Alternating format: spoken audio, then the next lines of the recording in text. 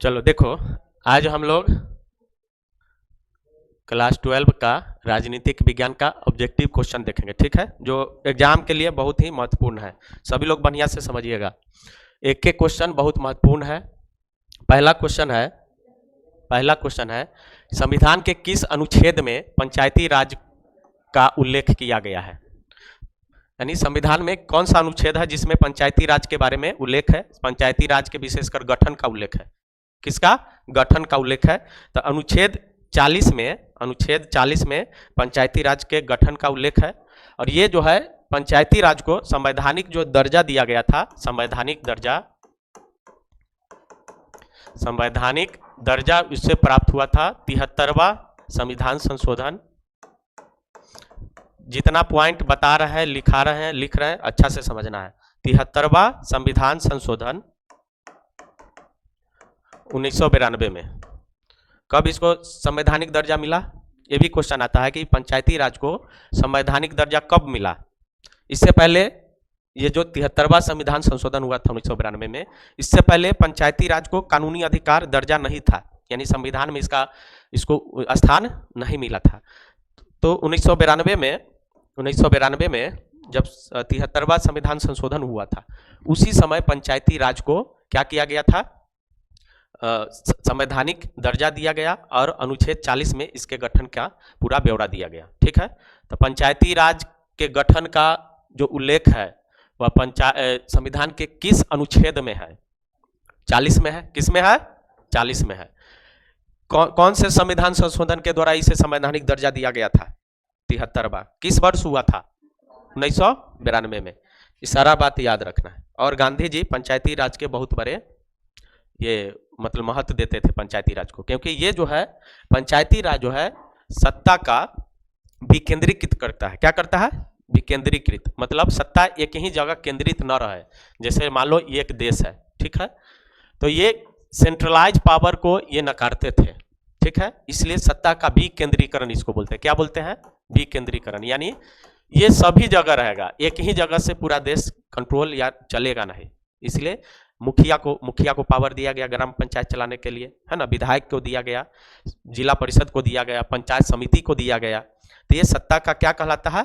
विकेंद्रीकरण। ये भी क्वेश्चन पूछता है कि सत्ता का विकेंद्रीकरण जो है, ये जो पंचायत है किसका उदाहरण है? तो सत्ता का विकेंद्रीकरण का है। यानी एक जगह से कोई पूरा देश को सही ढंग से चला नहीं पाएगा, है ना।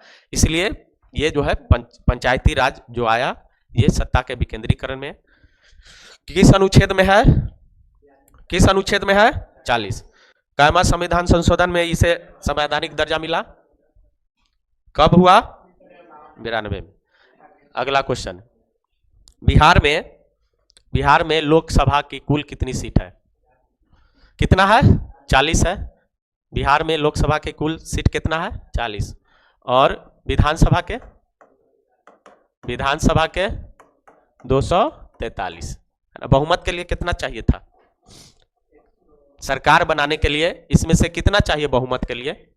50% से अधिक। कितना होगा बोलो तो? 122। तब ना 122 होगा तो वो बहुमत में आ जाएगा, ठीक है। चलो राज्यसभा का बोलो तो?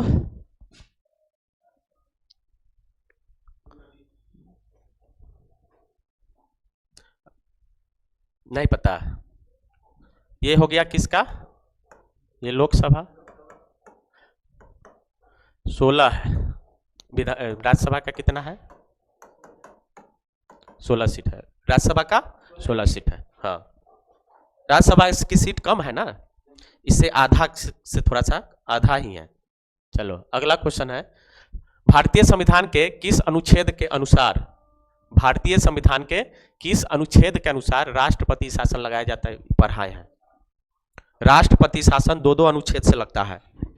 इसमें कौन आंसर हो जाएगा? 356 और 365। 356 किस स्थिति में लगता है? संवैधानिक विफलता के कारण। कहां पे? राज्य के संवैधानिक विफलता के कारण अनुच्छेद 356 के तहत राष्ट्रपति उस राज्य में क्या करते हैं? राष्ट्रपति शासन की घोषणा करते हैं। और ये 365 ये होता है केंद्र के निर्देश का पालन नहीं करने पर। केंद्र के निर्देश का पालन नहीं करने पर क्या होता है, उस राज्य में 365 के तहत राष्ट्रपति शासन की घोषणा करते हैं। ठीक है, दोनों में राष्ट्रपति शासन ही लगती है, लेकिन उस दोनों का आधार अलग है। एक है संवैधानिक विफलता और एक है केंद्र के निर्देशों का पालन नहीं करना। जैसे अभी नीतीश कुमार है ना सीएम, और वो केंद्र का बात नहीं माने, उल्टा सीधा काम करने लगे, तो इस पर क्या होगा, राष्ट्रपति जो है क्या कर सकते हैं, राष्ट्रपति शासन की घोषणा कर सकते हैं। अच्छा, ये क्या है 352? 352 में इसके द्वारा राष्ट्रीय आपात ये अभी तक 3 बार लगा है।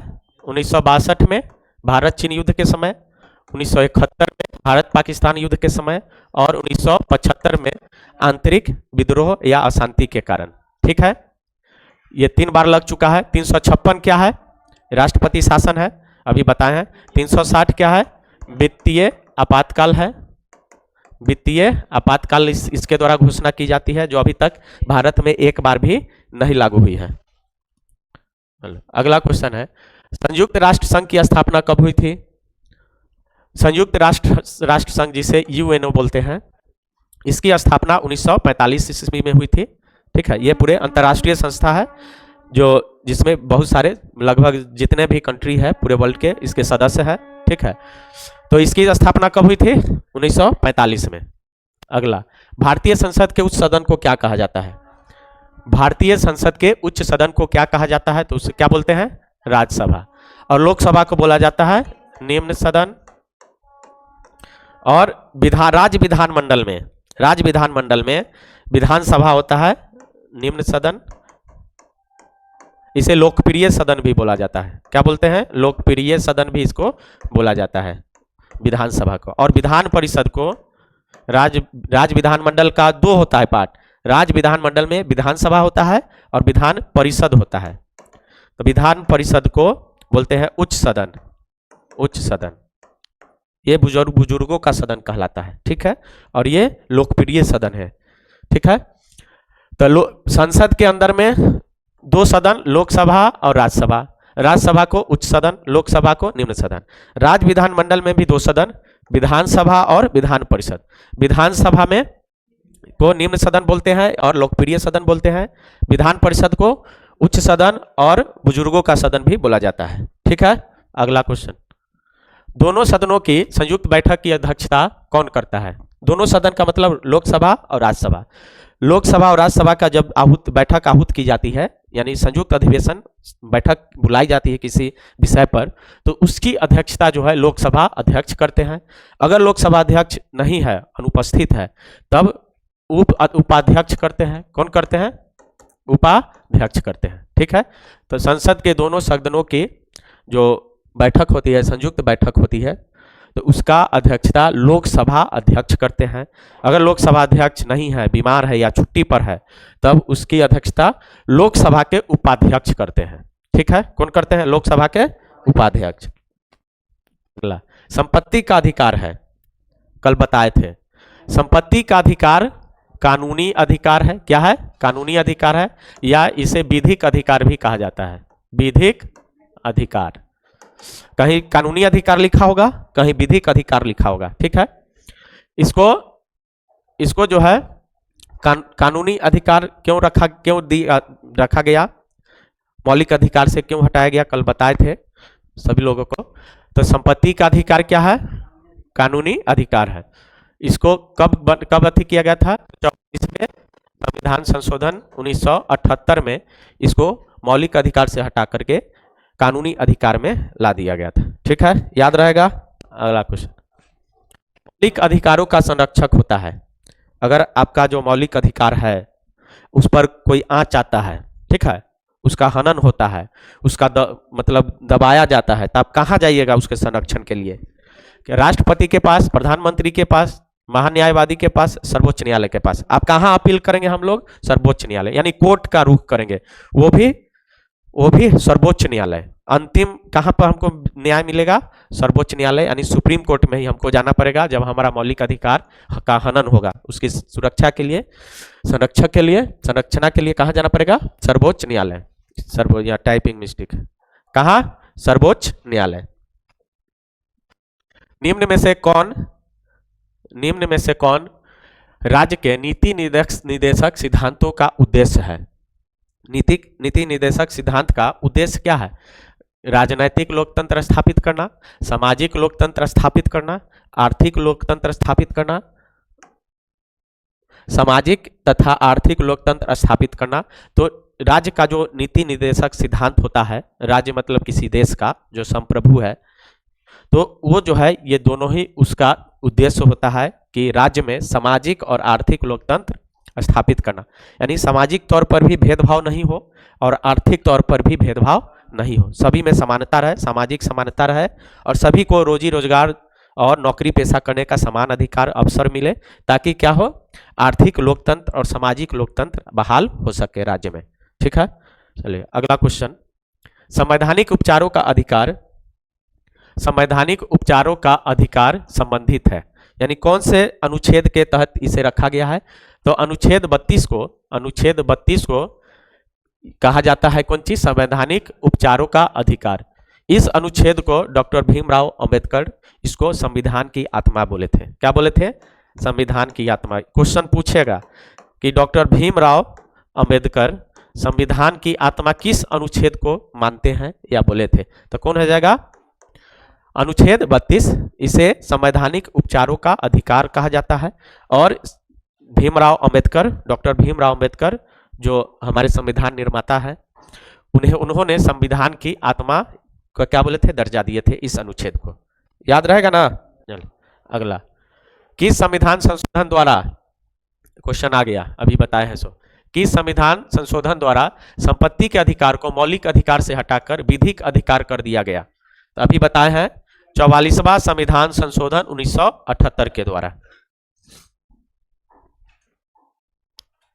अगला, नीति आयोग की स्थापना कब हुई थी? नीति आयोग की स्थापना कब हुई थी? तो ये माननीय प्रधानमंत्री नरेंद्र मोदी जी के पहली बार जब सरकार बना था तो आते आते 1 जनवरी 2015 को ये नीति आयोग की क्या किए थे? स्थापना किए थे। ठीक है, तो क्या हो जाएगा? 1 जनवरी 2015। अगला, बिहार विधानसभा में कुल कितनी सीटें हैं? अभी पढ़ा है, कितना है? 243। बिहार विधानसभा में कुल सीटों की संख्या 243। बिहार में महिलाओं को पंचायत निकायों में कितना प्रतिशत आरक्षण दिया गया है?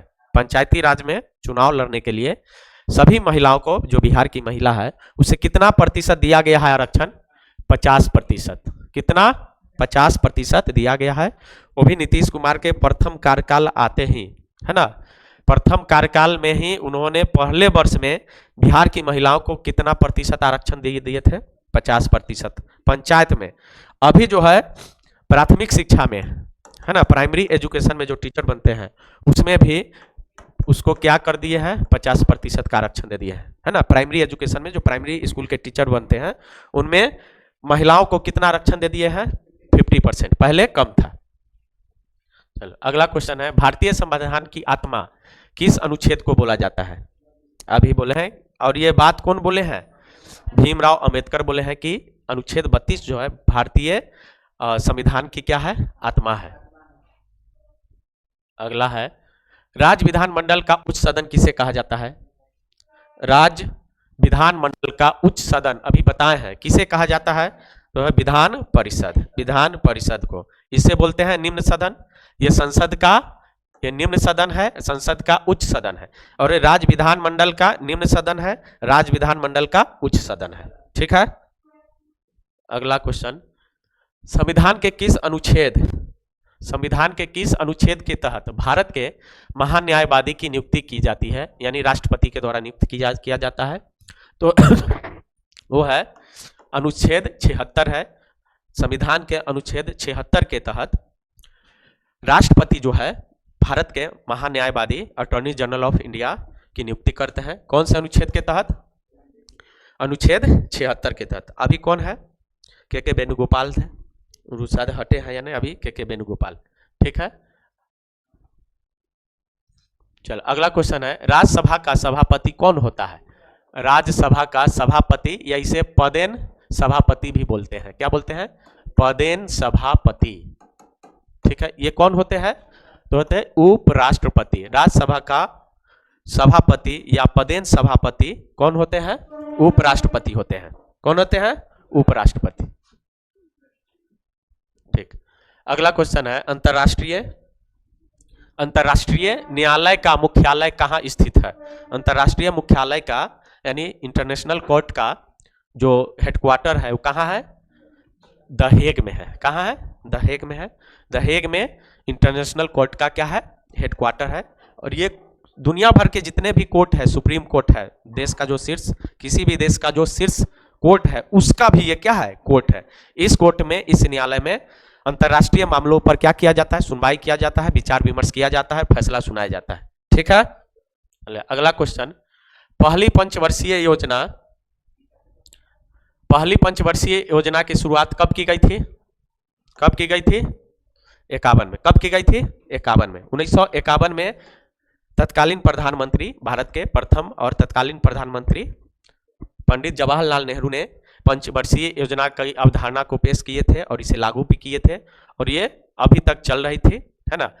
बीच में कुछ अवकाश भी हुआ था और ये काफी सफल रही है पंचवर्षीय योजना, जिसे सफल होने के कारण आगे का जो भी सरकार थे इसको क्या रखे? चालू रखे, इसको आगे बढ़ाते गए। तो पहली पंचवर्षीय योजना की शुरुआत कब हुई थी? 1951 में। अगला है, सुरक्षा परिषद के अस्थायी सदस्य, सदन नहीं, सदस्य, सुरक्षा परिषद के अस्थायी सदस्य का कार्यकाल होता है, यानी कितने दिनों का है, कितने महीनों का होता है, वर्ष का? तो ये होता है 2 वर्ष। प्रत्येक 2 वर्ष में अस्थायी जो सदस्य है वो उसके कार्यकाल समाप्त हो जाता है। भारत भी इस सुरक्षा परिषद का अस्थायी सदस्य के रूप में काम कर चुका है, और कितने वर्ष तक के लिए? 2 वर्ष के लिए। फिर उसकी कार्यकाल समाप्त हो जाती है और फिर से अगले कार्यकाल के लिए उसको चुना जाता है, नहीं भी चुना जा सकता है ना। अगला क्वेश्चन, सिक्किम भारत का अंग कब बना? सिक्किम जो है पहले भारतीय राज्य, भारतीय सीमा में नहीं था, भारत का अंग नहीं था। इसे 1975 में पूर्ण राज्य का दर्जा देकर के भारत में मिलाया गया, यानी भारत में इसे मिलाया गया कब? 1975 में, यानी 1975 में सिक्किम को भारतीय राज्य में शामिल किया गया। चलो अगला है, किस अनुच्छेद के तहत केंद्र सरकार के निर्देशों के पालन नहीं करने पर राज्य में राष्ट्रपति शासन लगाया जाता है? अभी बताए हैं, अनुच्छेद 365। इसके द्वारा संवैधानिक विफलता होने पर लगता है, और ये केंद्र सरकार का निर्देश का पालन नहीं करने पर उस राज्य में क्या होता है? राष्ट्रपति शासन लगाया जाता है। ये है वित्तीय आपातकाल, ये है राष्ट्रीय आपातकाल। अगला क्वेश्चन, पंचशील समझौता किस देश के साथ हुआ था? तो ये भारत और चीन के बीच हुआ था पंचशील समझौता, और इस समझौता में भी पंडित जवाहरलाल नेहरू का योगदान रहा है। और इसी से पंचशील समझौता के ही आधार पर गुटनिरपेक्ष आंदोलन हुआ था, गुटनिरपेक्ष आंदोलन हुआ था। इसमें भी मुख्य भूमिका पंडित जवाहरलाल नेहरू का ही था, जो पूरे विश्व के विकासशील और गरीब देशों को क्या किए थे? यूनाइट किए थे, उनके अधिकारों को बचाने के लिए, गुटबाजी न करने के लिए आह्वान किए थे पूरे दुनिया से। अगला क्वेश्चन, निम्न में से कौन एक मौलिक अधिकार में शामिल नहीं है? शोषण के विरुद्ध अधिकार है ना। समानता का अधिकार भी मौलिक अधिकार है। संपत्ति का अधिकार पहले था, अब ये नहीं है, यानी संपत्ति का अधिकार अब मौलिक अधिकार नहीं रह करके हो गया है विधिक या कानूनी अधिकार, विधिक या कानूनी अधिकार रह गया। धार्मिक स्वतंत्रता का अधिकार भी हमारा मौलिक अधिकार है, लेकिन ये संपत्ति का अधिकार अब क्या नहीं रह गया? मौलिक अधिकार नहीं रहा, विधिक अधिकार है। अगला क्वेश्चन, अस्पृश्यता का अंत संविधान के किस अनुच्छेद में वर्णित है? सबसे पहले अस्पृश्यता क्या होता है? तो छुआछूत, अस्पृश्यता का मतलब छुआछूत। क्या होता है? छुआछूत। छुआछूत जैसे छुआछूत का मतलब है कि जो बड़ी जाति होती है वो छोटे जातों से उसको भय रहता है कि हम छुआ जाएंगे, है ना, अस्पृश्यता, उसको क्या बोलते हैं? अस्पृश्यता। तो इसका अंत जो है किस संविधान अनुच्छेद से किया गया? अनुच्छेद 17 में अस्पृश्यता का क्या निषेध किया गया है। इसमें कहा गया है कि भारत के कोई भी नागरिक अस्पृश्यता किसी से नहीं करेगा, यानी छुआछूत की भावना को समाप्त करना है। सभी मानव है, सभी एक जैसे है, इसमें छुआछूत की भावना, अस्पृश्यता की भावना नहीं होना चाहिए। अगर कोई इस भावना से किसी के साथ भेदभाव करता है तो उसे संविधान के अनुच्छेद 17 के तहत जो उल्लेख है, जो प्रावधान है, उसके अनुसार उसे दंड दिया जाएगा, है ना। तो अस्पृश्यता का अंत किस अनुच्छेद से के अंतर्गत आता है? अनुच्छेद 17। अगला है दल बदल कानून किस अनुसूची में है? दल बदल कानून किस अनुसूची में शामिल है? तो वो जो है 10वीं अनुसूची में शामिल है। दल बदल का मतलब है कि कोई विधायक या एमपी, ठीक है, एमएलए या एमपी किसी पार्टी से के बल पर चुनाव लड़ता है, उसके चुनाव चिन्ह से जीतने के बाद अगर कोई दूसरा पार्टी उसे लोभ लालच देता है, पैसे का, पद का, कुछों का, तो उसे वहां दूसरा छोड़ करके, मान लो खड़ा हुआ है ए छाप से, ठीक है, वो जीता है किस छाप से? ए से। अभी बला दे रहा है कि आइए ना हम आपको मंत्री बना देंगे, है ना, सीएम बना देंगे, या कोई बड़ा पद दे देंगे, या पैसा देंगे बहुत सारा, तो ये जो है सी जो है कोई जीता हुआ है वह नहीं जा सकता है। इसका निषेध किया गया है दल बदल कानून को किस अनुसूची में रख करके? 10वीं अनुसूची में डाल करके कोई भी जीता हुआ कैंडिडेट किसी दूसरे दल में नहीं जा सकता है। इसके जाने का भी प्रावधान है, लेकिन उसका कुछ कंडीशन है, ठीक है। तो दल बदल कानून जो है किस अनुसूची में है? 10वीं अनुसूची में है। भारतीय जनसंघ के संस्थापक कौन है? भारतीय जनसंघ के संस्थापक कौन है? तो श्यामा प्रसाद मुखर्जी है। कौन है? श्यामा प्रसाद मुखर्जी है। याद रहेगा ना, भारतीय जनसंघ के संस्थापक श्यामा प्रसाद मुखर्जी है। अगला क्वेश्चन, प्रेस की स्वतंत्रता यानी जिसे मीडिया बोलते हैं, प्रेस की स्वतंत्रता किस अनुच्छेद में वर्णित है? तो 19 क में है। 19 अनुच्छेद 19 स्वतंत्रता का अधिकार देता है, और उसी में एक 19 क जोड़ करके मीडिया को भी इसी में रखा गया है, ठीक है। और मीडिया को यानी प्रेस को क्या बोलते हैं? चौथा खंभा बोलते हैं लोकतंत्र का। क्या बोलते हैं? चौथा खंभा। तो प्रेस की स्वतंत्रता का जो उल्लेख है वह अनुच्छेद 19 के क में है। किस में है? 19 के क में है। अगला है राष्ट्रपति को पद और गोपनीयता का शपथ कौन दिलाता है? तो राष्ट्रपति को पद और गोपनीयता की शपथ जो है कौन दिलाते हैं? सर्वोच्च न्यायालय के मुख्य न्यायाधीश, यानी सर्वोच्च न्यायालय के जो मुख्य न्यायाधीश होते हैं वही राष्ट्रपति को शपथ दिलाते हैं, ठीक है। अब शायद खत्म हो गया है, 30 क्वेश्चन था, तो खत्म हो गया। जा करके अब बढ़िया से वीडियो देख लेना है 1-2 बार, और इससे निश्चित तौर पर इस सेट से क्वेश्चन आएंगे ऑब्जेक्टिव में, ठीक है। इसको बढ़िया से 1-2 बार देख भी लेना है, ठीक है।